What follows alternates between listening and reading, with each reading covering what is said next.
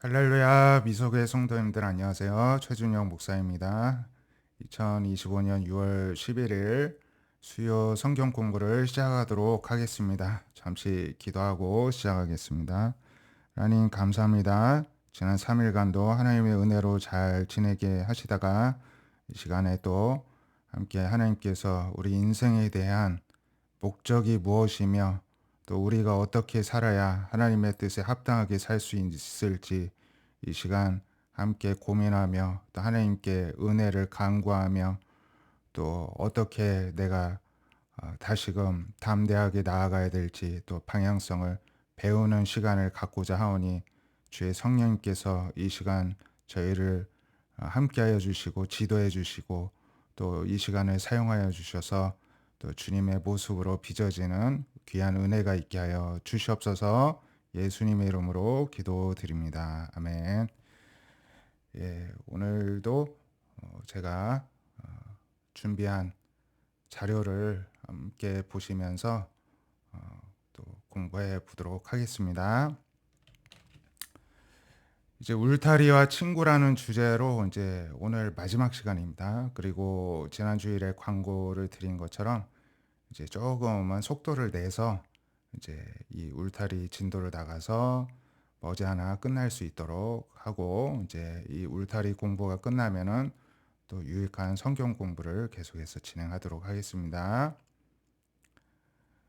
오늘은 이제 친구 간의 관계에서 여러 이제 어떤 특수한 경우의 예를 마지막으로 정리를 해보려고 하는데요.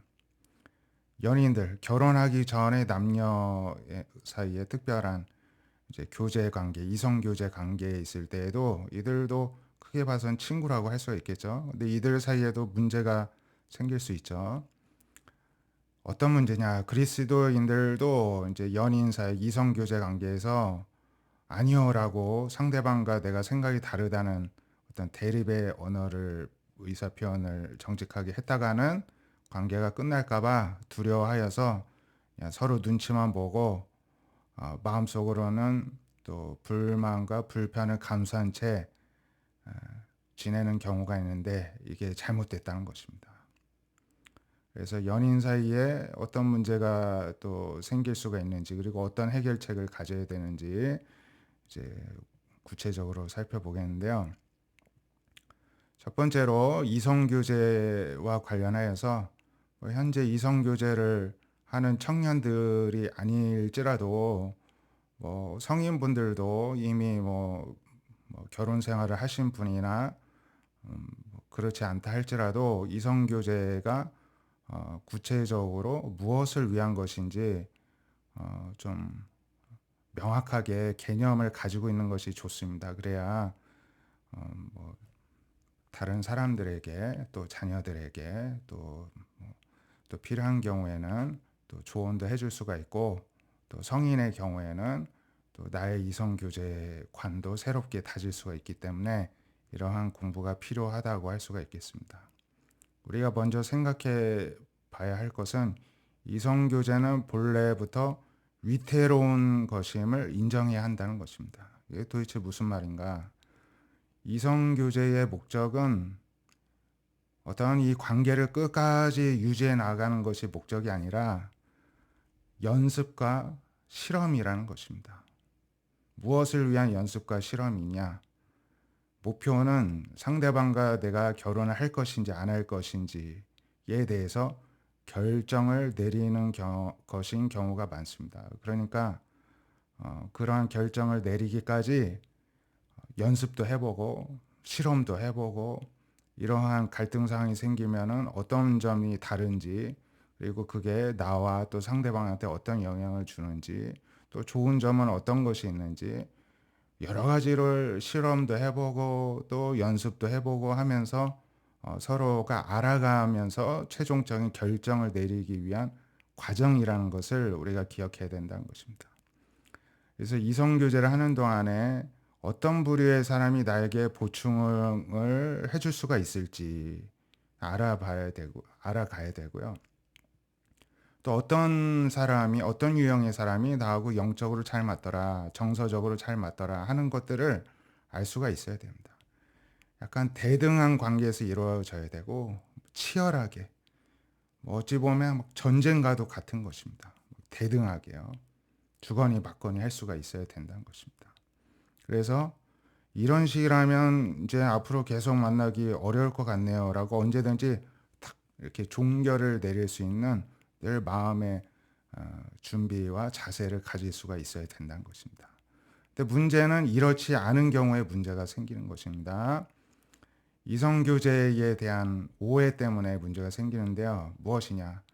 마음의 상처가 많은 분들은 이성교제를 통해서 뭔가 내가 치유가 되고 또 혜택을 누리려고 하는 그 관계를 이용하려고 하는 경우가 있는데 이때 문제가 생긴다는 것입니다. 이성교제에서 이루려는 목적이 어떤 앞에서 말씀드린 것처럼 내 배우자 그 감으로서 맞는지 안 맞는지 확인해 보는 과정이 아니라 오히려 상대방에서 내가 내 이 사람이라면 믿고 나를 맡길 수 있겠구나 하는 어떤 안전감, 유대감, 친밀감을 얻으려고 하게 되는 경우가 있다는 것입니다. 어떨 때 그러냐? 마음의 상처가 많을 때예요. 그 결과 상대를 제대로 파악하기도 전에 나 자신을 그냥 확 맡겨버리는 것입니다. 어느 한 부분만 보고 믿음직스럽다. 마음씨가 좋고 친절한 것 같다. 막 어떤 한 좋은 부분을 가지고 그냥 나 혼자 착각을 하고서는 나를 그냥 덜컥 맡겨버립니다. 그러다가 관계가 깊어지고 나서 나중에 문제가 발생하고 난 뒤에야 상대방의 실체를 알고서는 당황해하고 곤혹스러워하는 경우가 생긴다는 것입니다. 그래서 이성교제의 목적을 분명히 해야 이러한 어려움에서 이제 대비를 하고 또 맞닥뜨리지 않게 될 가능성이 높은데요.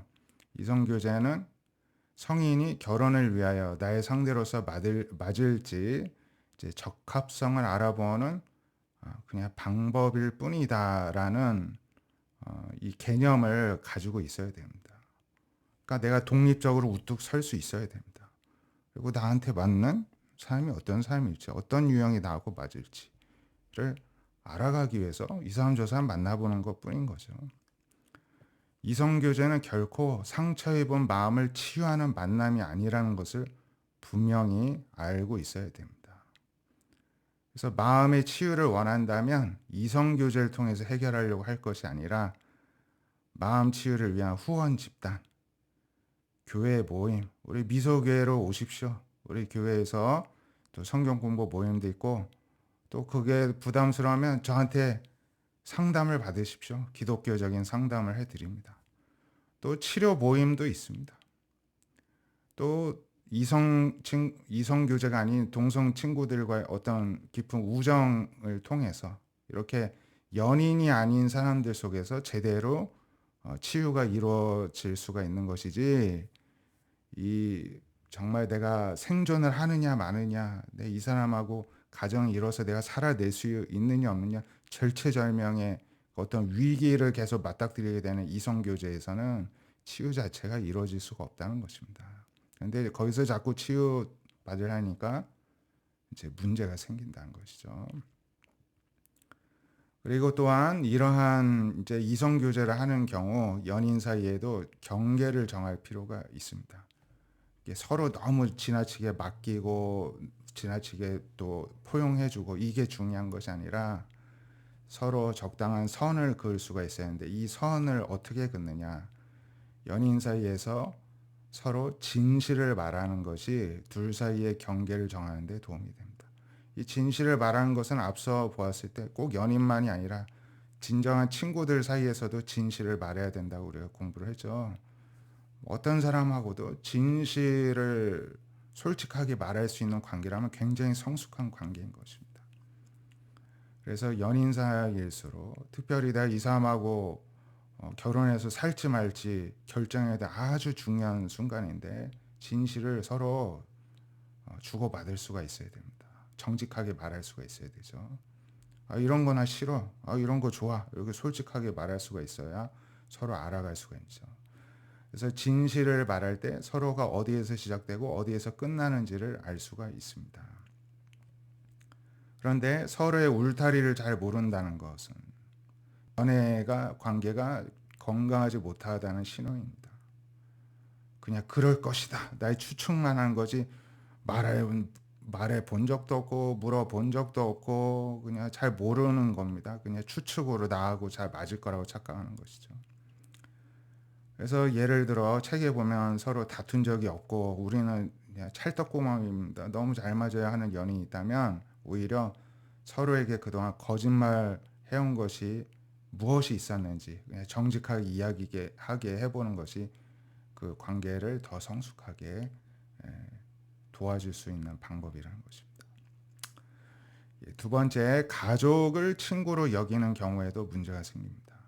가족, 즉 어머니, 아버지, 형제, 자매를 마치 나의 가장 친한 친구인 것처럼 지내는 경우가 있습니다.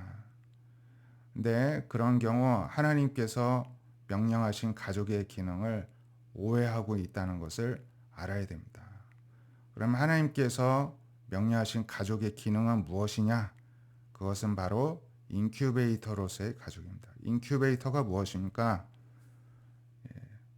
조사나라고 하죠. 미수가 엄마 뱃속에서 10달을 채우지 못하고 너무 일찍 세상에 나온 아이들을 키워주기 위해서 엄마 뱃속과 같은 환경을 만들어주기 위해서 인큐베이터 속에서 이제 아이를 우리가 돌보듯이 이 한 사람이 온전히 한 사람의 인격체로서 성인으로서 잘 성장할 수 있도록 그 사람을 키워주는 공간이 바로 가족이고 그러한 인큐베이터 역할을 하기를 하나님이 바라신다는 것입니다. 그래서 하나님은 우리가 세상에서 필요로 하는 성숙함, 어떤 도구, 능력을 기를 수 있을 만한 인큐베이터로서 가족을 주셨습니다. 인큐베이터의 역할이 끝나는 시기가 또 옵니다. 아이도 인큐베이터에 있는 아기도 자라면 나와야 되잖아요. 이제 청소년기가 지나고 청년기가 되면 가족을 떠날 수 있어야 되고 세상과 관계를 맺을 수가 있어야 됩니다. 창세기 2장 24절에 보면 이러므로 남자가 부모를 떠나 그의 아내와 합하여 둘이 한 몸을 이룰지로다. 떠나라고 하나님이 창세기 2장에서부터 말씀을 하시죠. 그러면 우리 삶에 대한 하나님의 목적은 무엇이냐? 우리가 무엇을 위해 살아야 되느냐? 하나님은 우리 모든 그리스도인들이 온 세상에서 하나님의 사랑을 전파하고 모든 민족을 제자로 삼도록 노력하는 것이 하나님의 바라시는 우리의 모습이란 것이죠. 마태복음 28장 19절에서 20절이 예수님께서 부활하시고 승천하시기 전에 마지막으로 주신 지상 명령이죠.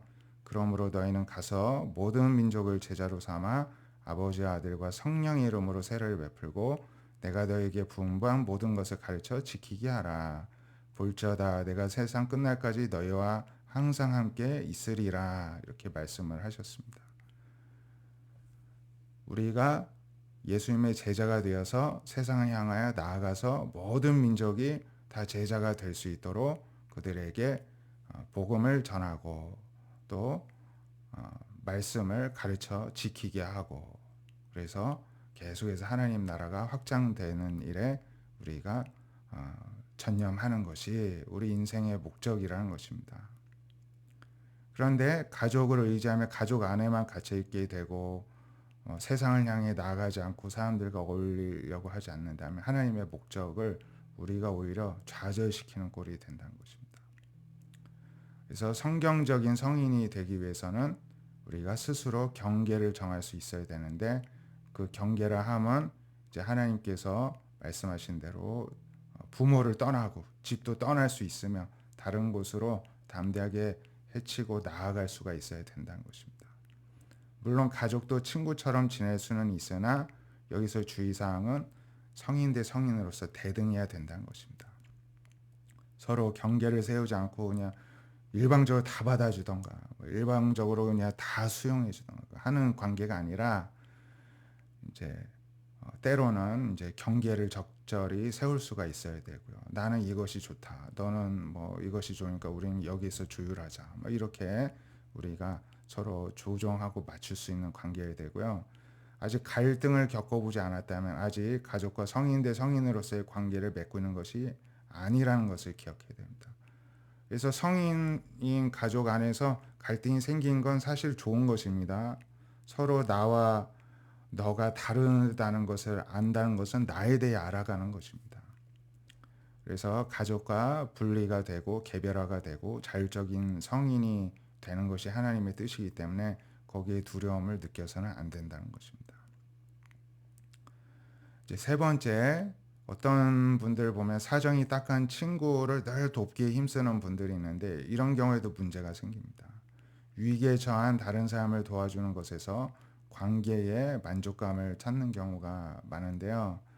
그런 경우 우정의 개념이 사정이 딱한 사람들을 찾아내서 그들의 요청에 뛰어드는 것, 즉 임무만 남게 됩니다. 누구를 도와주기 위해서만 사신 분들이 의외로 많습니다. 가족을 위해서만 그냥 헌신하고 나는 없고 자녀를 위해서 또는 뭐 불쌍한 사람들을 위해서 주변에 뭐 나를 찾는 사람들을 위해서 회사를 위해서 이런 분들이죠. 근데 자신의 역할 정체성을 타인을 위해 사는 것으로 정하게 되면 타인에게 절대로 아니요라는 말을 하지 못하게 되고 내 인생에는 타인만 가득하고 나는 없어집니다. 왜냐? 내가 아니요라고 말하는 순간 그 사람이 나에게서 떠날까 봐. 그러면 내가 도울 사람이 없어지잖아요. 내 곁엔 사람이 없게 되는 거잖아요. 그러면 나는 이제 외롭게 될까 봐, 고립될까 봐 두려워서 누가 막 그 힘들다 하면은 거기에 내가 이렇게 딱 끊지를 못하고 다 도와주니라고 시달리니라고 문제가 생긴다는 것입니다. 근데 우리가 알아야 될 것은 하나님은 어떤 입장이시냐? 우리가 먼저 위로를 받기를 바라신다는 것입니다. 우리가 남 도와주기 이전에 나부터 도움을 받으라는 것입니다. 고린도후서 1장 4절에 보면 우리의 모든 환난 중에서 우리를 위로하사 우리로 하여금 하나님께 받는 위로로서 모든 환난 중에 있는 자들을 능히 위로하게 하시는 이시로다. 하나님은요, 우리가 하나님께로부터 위로를 먼저 받게 하신다는 것입니다. 그리고 하나님께로부터 받았던 그 위로를 가지고 타인을 위로하게 하시는 것이 하나님의 뜻이라는 것입니다. 하나님의 위로가 어떤 영적 위로가 있을 수도 있고 또 다른 하나님의 사람을 통해서 또 그 사람으로서 오는 위로를 받게 하실 수도 있고 여러 방법이 있겠죠. 그래서 우리가 위로를 제대로 할 수 있으려면 먼저 나부터 위로를 받아야 한다는 것인 거고요. 마지막 이제 결론입니다. 우리가 이제 다양한 이제 경우를 봤지만 사실은 다 똑같은 얘기를 하는 것입니다. 어떻게 울타리를 쌓아야 되는지 뭐 상황에 따라 다른 것이 아니라요. 중요한 친구이든지 연인이든 부부이든지 뭐 다 똑같습니다. 중요한 거는 내가 정직하게 울타리를 세우고 지켜야 한다는 것입니다. 그리고 가장 좋은 울타리는 진실을 말하는 것입니다. 정직하게 서로에게 책임을 다할 때 서로가 서로에게 성숙하고 또 진정한 사랑에 기반한 아름다운 관계가 될 수가 있다는 것입니다. 그러기 위해서는 마음에 두려움이 없어야 됩니다. 하나님의 사랑으로 우리가 먼저 채워지고 두려움이 없는 가운데에서 우리가 진리의 영이신 성령께서 인도하시는 대로 서로가 서로에게 맞다 아니다 그냥 있는 그대로 솔직하게 진솔하게 예는 예 아니요 아니요 하라는 하나님의 말씀대로 우리가 있는 그대로 진실되게 말을 하여도 서로가 서로를 인정해주고 존중해줄 수 있는 그러한 모든 관계들이 되실 수 있기를 바랍니다. 기도하고 마치겠습니다. 하나님, 우리에게 주님께서 가장 좋은 친구로 우리에게 찾아오셨습니다.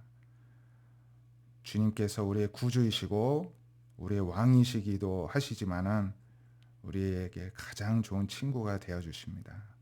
그 주님으로부터 먼저 사랑을 충분히 받고 위로를 받고 격려를 받고 은혜를 받는 그러한 축복이 우리 미소교회 성도님들 가운데 있게 하여 주시옵시고, 또 우리 교회 가운데에서도 성도들 간의 교제 가운데서도 성숙되게, 서로 진실되게, 서로 존중하고 아껴주는 그리스도의 사랑을 나누는 그러한 은혜 가운데 우리 심령들이 다 치유가 되게 하여 주시옵시고, 그러한 기반을 가지고 우리 각 가정에서도 우리 가족들을 진실한 사랑으로 성숙되게, 또 서로 건강 울타리도 세워 나아가며 아름답게 또 그 관계를 유지하고 발전시켜 나아가고, 더 나아가 우리가 세상에서 만나는 모든 사람들과의 관계에서 건강하게 그들과 또 좋은 관계를 맺을 때에